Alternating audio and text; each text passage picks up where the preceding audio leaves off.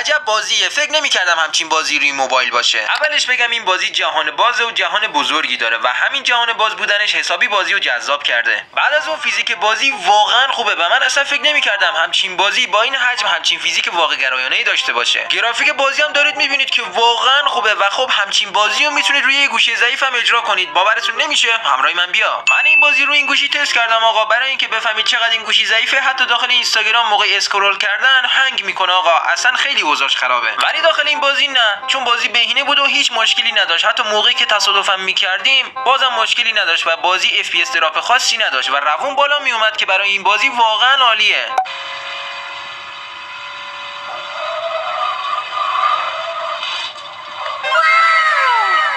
آقا حال کردین یا نه؟ خدای دیدین چقدر روون بود؟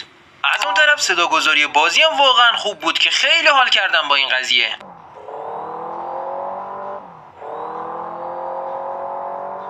تازه این بازی جذاب با این همه امکانات حجمش فقط 1 گیگابایته که دیدید رو گوشی خیلی ضعیفم بدون مشکل بالا می اومد. اگه از این بازی خفن دوست داری معرفی کنم، حتما کانال منو سابسکرایب کن و اون زنگوله‌ش هم فعال کن، چون هر وقت ویدیو میذارم پیامش درجا واسط میاد.